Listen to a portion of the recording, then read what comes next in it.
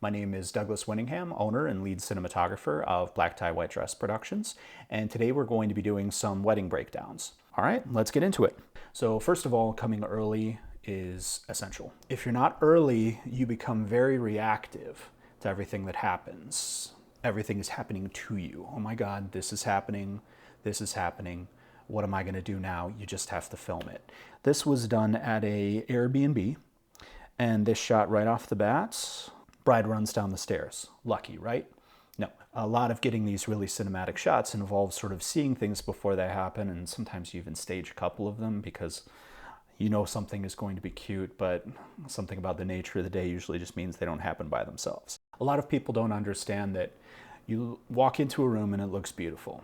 Yes, it does not film beautiful. We have lights in the corner of the room that we're bouncing off of the ceilings so that we're getting shape, but it's not too harsh of shadows. You'll also notice that the shadows here are very, very, very soft. Same thing, we have very nice soft light here. This Airbnb actually had one of those little doors that opens up, so that way you could see who people are before you let them in. So I thought, oh, that's amazing. That's another thing that I can sort of like push through and again create a little bit more of a dynamic image. And I would have kicked myself for 3 days until I couldn't sit down if I hadn't used this when I did. So we have this beautiful angel shot, and I knew when the couple walked down the aisle what I wanted. And sometimes you get what you want, and sometimes you don't. This is a live event, so here we go. Couple's walking out, smiling, smiling, smiling. Boom!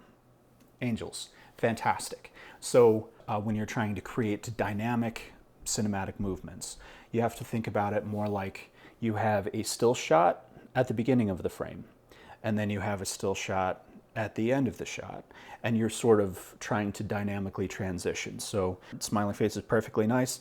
Well, what's happening here? Why are we just tilting up to the ceiling? And then boom, we get this sort of fun surprise that comes out, and then pulling back further with the second shot, and that hits with the beats, boom, boom. So it creates this emotional moment. And then I think the last thing we'll just talk about here is composition. So there are a few things going on. First, you compose the shots.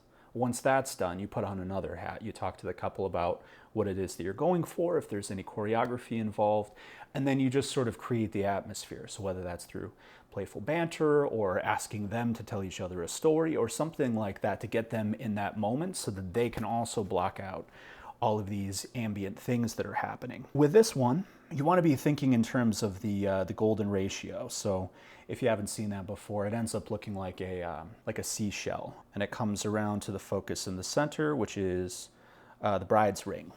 And then that goes directly into the next shot, this beautiful intimate shot of the two of their hands. And this is the other thing that I noticed with a lot of early videographers or photographers transitioning into video, is that they tend to think about things as a series of medium shots. So for example, they might go from this to this. In cinematic language, you would say that that's a jump cut. So the couple, very obviously standing in a particular location, is suddenly in a different pose. I think about these in terms of sequences. So if you have a pose like this one, you want to have at least this shot plus another shot in order for it to actually become a sequence, because otherwise you're just punching people in the face with a series of medium shots, and that, just to be super basic, is not cinematic. So here to here, now you have a sequence. See you on the next one.